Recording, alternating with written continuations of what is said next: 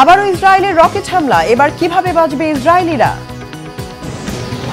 মিশর ইসরায়েলের মধ্যে চরম উত্তেজনা, পরিস্থিতি কি মোড় নেবে যুদ্ধে?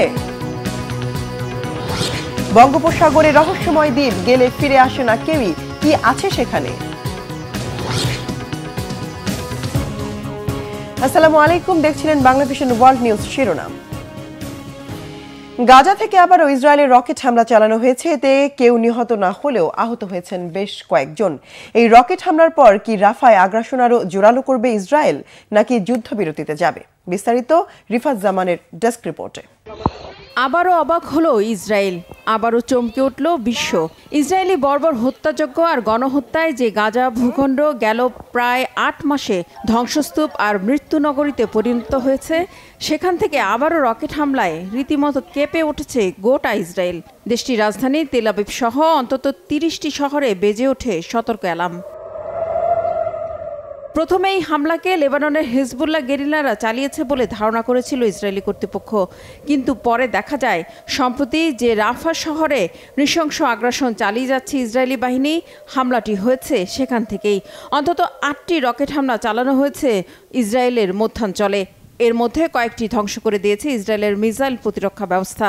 রকেট হামলায় কেউ নিহত না হলেও আহত হয়েছে বেশ কয়েকজন ইসরায়েলি। গেল প্রায় ৮ মাসে ইসরায়েলি আগ্রাসনে ৩৫,০০০-এর বেশি ফিলিস্তিনি নিহত, আর পুরোপুরি ধ্বংস হয়ে যাওয়া গাজা ভূখণ্ড থেকে এই রকেট হামলা নতুন করে প্রশ্নের মুখে ফেলে দিয়েছে ইসরায়েলের সামরিক বাহিনী ও দেশটির গোয়েন্দা সংস্থার সক্ষমতাকে।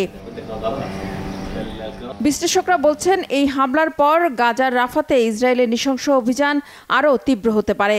আন্তর্জাতিক বিচার আদালত আইসিজে দ্রুত রাফায় সামরিক অভিযান বন্ধের আদেশ দিলেও গাজা থেকে রকেট হামলার কারণে তা ভেস্তে যেতে পারে। কারণ হিসেবে বিশ্লেষকরা বলছেন, এমনিতেই আন্তর্জাতিক আইন আর আহ্বানের তোয়াক্কা না করা ইসরায়েল এবার আরও বেপরোয়া হয়ে উঠবে। আবারও নিজেদের নাগরিকদের রক্ষার অধিকার রয়েছে এমন অজুহাত দিয়ে রাফা সহ গোটা গাজায় আগ্রাসন চালিয়ে যাবে নেতানিয়াহু সরকার। সম্পূর্ণ বিজয় না হওয়া পর্যন্ত ইসরায়েলি বাহিনী গাজা ছেড়ে যাবে না। ইসরায়েলি প্রধানমন্ত্রী বেনিয়ামিন নেতানিয়াহুর এমন হুমকি এবার সত্যি করে ছাড়বে বলে শঙ্কা বিশ্লেষকদের। আর এতে করে চলমান যুদ্ধবিরতি আলোচনা আবারও থমকে যেতে পারে বলে শঙ্কা বিশ্লেষকদের। রিফাত জামান, বাংলাভিশন নিউজ ডেস্ক। এদিকে গাজার হাসপাতালগুলোতে অব্যাহত রয়েছে ইসরায়েলি বাহিনীর নৃশংস আগ্রাসন। এতে একে একে বন্ধ হয়ে যাচ্ছে হাসপাতালগুলোর কার্যক্রম। ইসরায়েলি বাহিনীর মিসাইল হামলায় লন্ডভন্ড উত্তর গাজার কামাল আদওয়ান হাসপাতালের জরুরি বিভাগ। ফলে হাসপাতাল ছেড়ে যেতে বাধ্য হচ্ছে সেখানকার কর্মী ও চিকিৎসকরা। ফলে চরম ভয়াবহ পরিস্থিতিতে রোগীরা। ইফাত জাহানের ডেস্ক রিপোর্ট। ইসরায়েলি বাহিনী উত্তর গাজার হাসপাতালগুলোকে লক্ষ্যবস্তু বানানোর পর থেকে ভয়াবহ পরিস্থিতির মুখোমুখি হচ্ছে রোগীরা। কামাল আদওয়ান হাসপাতালের জরুরি বিভাগে ক্ষেপণাস্ত্র হামলা চালায় ইসরায়েলি বাহিনী। এরপর থেকে সেখানকার কর্মী এবং রোগীরা হাসপাতালটি ত্যাগ করতে বাধ্য হচ্ছে। কিডনি বিভাগের প্রধান হাসান হেলওয়ে বলেন, ইসরায়েলি বোমা হামলা হাসপাতালের রোগীদের মধ্যে আতঙ্ক সৃষ্টি করছে।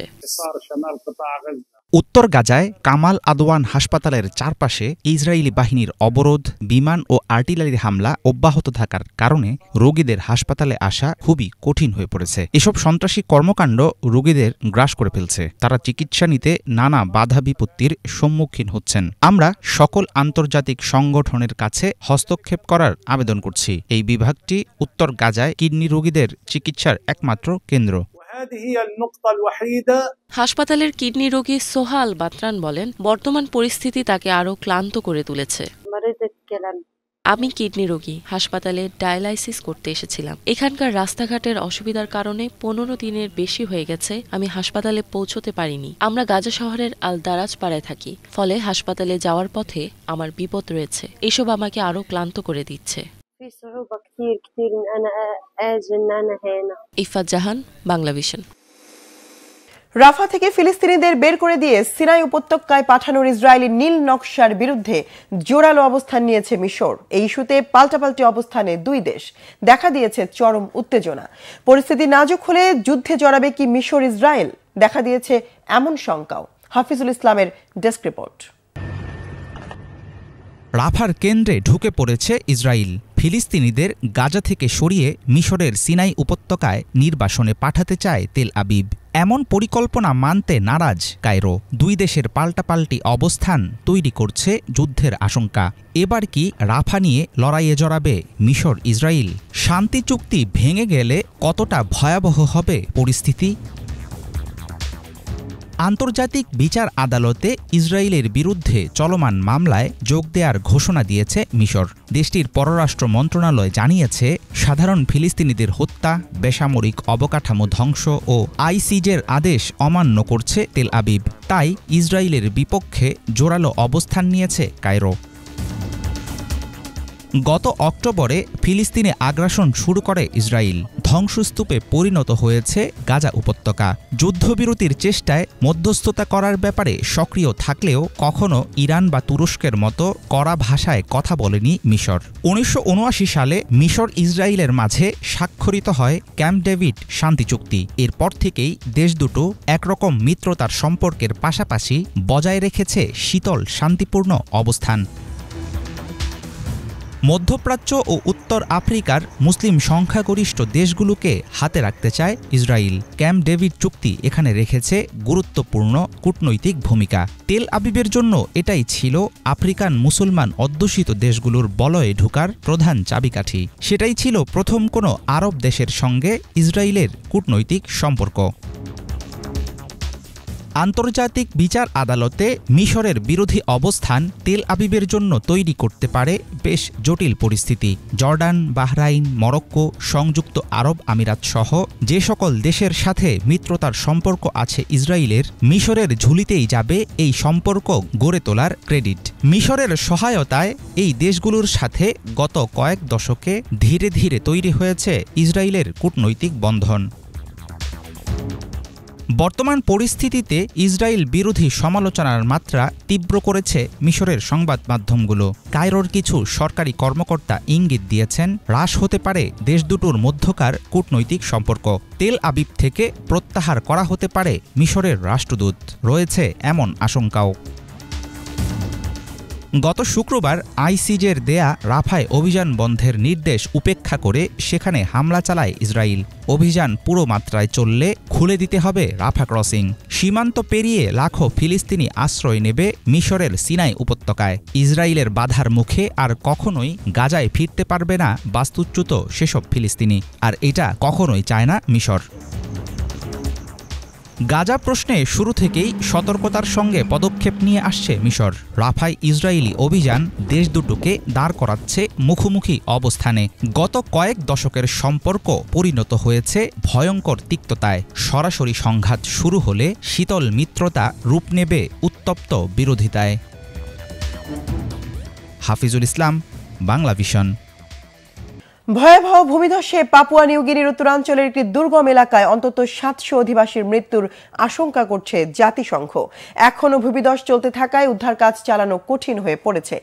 জাতিসংঘের ধারণা, ভূমিধসে মাটির নিচে চাপা পড়েছে ৬৭০ জনের বেশি মানুষ। গেল বৃহস্পতিবার দিবাগত রাত ৩টার দিকে শুরু হয় এই ভূমিধস। দেশটির রাজধানী পোর্ট মোরসবি থেকে প্রায় ৬০০ কিলোমিটার উত্তর পশ্চিমের এঙ্গা প্রদেশে ঘটেছে এই ভূমিধস। ৪,০০০ অধিবাসীর ওই অঞ্চলে মাটির সাথে মিশে গেছে ১৫০ শতাধিক ঘরবাড়ি। ভিটেমাটি হারিয়েছেন ১,০০০-এর বেশি মানুষ। ৮ মিটারের বেশি মাটির স্তূপ জমে আটকে গেছে এঙ্গা প্রদেশের প্রধান সড়ক। যোগাযোগ বন্ধ হয় এবং এখনও ভূমিধস চলতে থাকায় খুঁড়িয়ে চলছে উদ্ধার ও ত্রাণ সরবরাহ কার্যক্রম। বড় ধরনের ভূমিধসের আশঙ্কায় স্থানীয় বাসিন্দাদের নিরাপদ জায়গায় সরে যাওয়ার নির্দেশ দিয়েছে দেশটির সরকার। বাংলাদেশের সমুদ্র সীমার খুব কাছেই বঙ্গোপসাগরে রয়েছে এক রহস্যময় দ্বীপ, যে দ্বীপে গেলে ফিরে আসে না কেউই। সাধারণ মানুষ তো দূরের কথা, গবেষকরাও জান না সেই দ্বীপে। রহস্য ঘেরা সেই দ্বীপ নিয়ে আরো জানাচ্ছেন ইমরান মাহমুদ। বঙ্গোপসাগরে রয়েছে এক দ্বীপ, যে দ্বীপে গেলে ফিরে আসে না কেউ। বাংলাদেশের সমুদ্র সীমার খুব কাছেই বঙ্গোপসাগরে রয়েছে এক ভয়ঙ্কর দ্বীপ, যাতে কেউ প্রবেশের চেষ্টা করলে আর ফিরে আসার সম্ভাবনা নেই। দ্বীপটির নাম নর্থ সেন্টিনেল দ্বীপ। বঙ্গোপসাগরের বুকে জেগে থাকা হাজারো দ্বীপের মধ্যে ছোট্ট এই দ্বীপটির আয়তন ৬০ বর্গ কিলোমিটার। দ্বীপটি ভারতের মালিকানায় রয়েছে। তবে এই দ্বীপটি সাধারণ মানুষের জন্য, এমনকি আশপাশের দ্বীপের বাসিন্দাদের জন্য নিষিদ্ধ। শুধু তাই নয়, বিজ্ঞানী বা গবেষকদেরও প্রবেশ করার অনুমতি নেই এই দ্বীপে। কিন্তু কেন? কি এমন আছে এই দ্বীপে?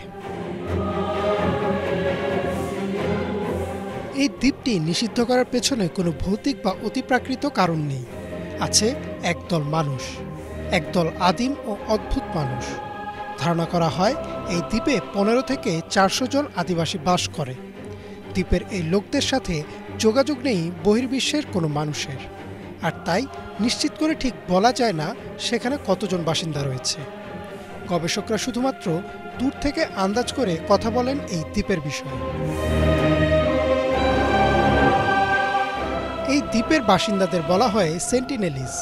গবেষকদের মতে প্রায় 60,000 বছর ধরে সেন্টিনেলিজরা এই দ্বীপে বহির্বিশ্বের সাথে কোনো যোগাযোগ ছাড়াই বসবাস করছে। ধারণা করা হয় প্রাচীন আফ্রিকা থেকে এসেছিল তারা। দূর থেকে যতটুকু দেখা যায় তার ভিত্তিতে বলা হয় এই সেন্টিনেলিজরা তুলনামূলকভাবে কিছুটা খাটো আকৃতির। তাদের রয়েছে চকচকে কৃষ্ণবর্ণের চামড়া আর শক্ত পেশি। মূলত শিকার করে ও বনের ফলমূল খেয়ে তারা জীবন ধারণ করে। তারা পাথর আর গাছের ছালবাকল দিয়ে তৈরি তীর, ধনুক বা বর্ষা জাতীয় অস্ত্র ব্যবহার করে থাকে। তবে ধারণা করা হয় তারা এখনও আগুন জ্বালাতে শিখেনি। এই দ্বীপকে নিষিদ্ধ করার কারণ হচ্ছে দ্বীপের বাসিন্দারা বাইরে কোনো মানুষের সাথে যোগাযোগ করতে আগ্রহী না। শুধু যে আগ্রহী না তা নয়, বরং তারা বাইরের মানুষ দেখলে খুবই আক্রমণাত্মক হয়ে ওঠে, এমনকি তাদের হত্যাও করে ফেলে।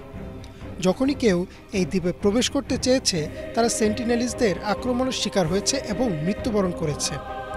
এত কিছুর পরেও থেমে থাকেনি গবেষকদের প্রচেষ্টা। 1980 সালে একদল গবেষক সেন্টিনেলিজদের সাথে বন্ধুত্বপূর্ণ আচরণের চেষ্টা করেন। দ্বীপ থেকে কয়েকজনকে আধুনিক পৃথিবীতে নিয়ে আসা হয়। সভ্য সমাজের পোশাক, খাবার, এমনকি শিক্ষাও দেওয়া হয় তাদের। তবে তারা মানিয়ে নিতে পারেনি। অজানা এক রোগে মারা যায় সবাই। এরপর থেকে সেন্টিনেলিজরা আরও বেশি উগ্র হয়ে যায় এবং বাইরের কাউকে দেখা মাত্র মেরে ফেলতে চায়। 2004 সালে ভারত মহাসাগরে সুনামি হলে ভারতীয় সরকার একটি হেলিকপ্টারে তাদের জন্য ত্রাণ পাঠায়, কিন্তু তারা সে ত্রাণ প্রত্যাখ্যান করে আর সেই হেলিকপ্টারের দিকে তীর ছুটতে থাকে। 2006 সালে 2 জেলে দ্বীপটিতে প্রবেশ করলে তাদেরকেও নির্মমভাবে হত্যা করা হয়। এছাড়াও 2018 সালে ধর্মপ্রচারের জন্য এক মার্কিন খ্রিস্ট ধর্মযাজক এলেন চাও সেই দ্বীপে প্রবেশ করেন, কিন্তু সেন্টিনেলিজরা তাকেও নির্মমভাবে হত্যা করে। দ্বীপটি ভারতের সীমানার মধ্যে হলেও ভারত সরকার কখনো ঘাটায়নি সেন্টিনেলিজদের। গবেষকদের দ্বীপটি ও দ্বীপের মানুষের প্রতি প্রচণ্ড আগ্রহ থাকলেও দূর থেকে দাঁড়িয়ে দেখা ছাড়া আসলে করার কিছু নেই। হয়তো প্রজন্মের পর প্রজন্ম তারা এভাবেই বহির্বিশ্ব থেকে বিচ্ছিন্ন জীবনযাপন করে যাবে। ইমরান মাহমুদ, বাংলাভিশন। 15তম চায়না ইন্টারন্যাশনাল এভিয়েশন এবং অ্যারোস্পেস এক্সিবিশন বা এয়ার শো চায়না হতে যাচ্ছে দক্ষিণ চীনের ঝুহাই শহরে। বলা হয়ে থাকে চীনের এই এয়ার শো বিশ্বের সবচেয়ে প্রভাবশালী এয়ার শোগুলোর মধ্যে একটি। আয়োজক কমিটি বলছে আগামী 12 থেকে 17 নভেম্বরের মধ্যে এই প্রদর্শনীটি অনুষ্ঠিত হওয়ার কথা রয়েছে। বিস্তারিত ডেস্ক রিপোর্টে। 15তম চায়না ইন্টারন্যাশনাল এভিয়েশন এবং অ্যারোস্পেস এক্সিবিশন বা এয়ার শো চায়না অনুষ্ঠিত হতে যাচ্ছে দক্ষিণ চীনের জুহাই শহরে। আয়োজক কমিটি বলছে আগামী 12 থেকে 17 নভেম্বরের মধ্যে এই প্রদর্শনীটি অনুষ্ঠিত হওয়ার কথা রয়েছে। বলা হয়ে থাকে চীনের এই এয়ার শো বিশ্বের সবচেয়ে প্রভাবশালী এয়ার শোগুলোর মধ্যেও একটি। শোতে আমন্ত্রণ জানানো হবে Chinese People's Liberation Army, air force এবং দেশ বিদেশের বিখ্যাত বিমানের অ্যারোবেটিক দলগুলোকে। দিনটিতে পণ্য প্রদর্শনী এবং প্রযুক্তি বিনিময় সহ গুরুত্বপূর্ণ বাণিজ্য আলোচনাও হয়ে থাকবে। এই আয়োজনে 8 বছর পর নতুন জেট এবং 6টি বিমানের সংগঠিত প্রদর্শনী নিয়ে ফিরছে রাশিয়ান নাইটস বা রাশিয়ার এয়ারফোর্সের অ্যারোবেটিক দল। আয়োজক কমিটি বলছে এবারের আয়োজনে স্থল, সমুদ্র, বায়ু সংহতকরণের গতিশীল মডেলগুলোর এক শ্বাসরুদ্ধকর প্রদর্শনী দেখতে পাবে চীনারা। ইফাত জাহান, বাংলাভিশন। দর্শক, এ ছিল আজকের মতো। সাথে থাকার জন্য ধন্যবাদ।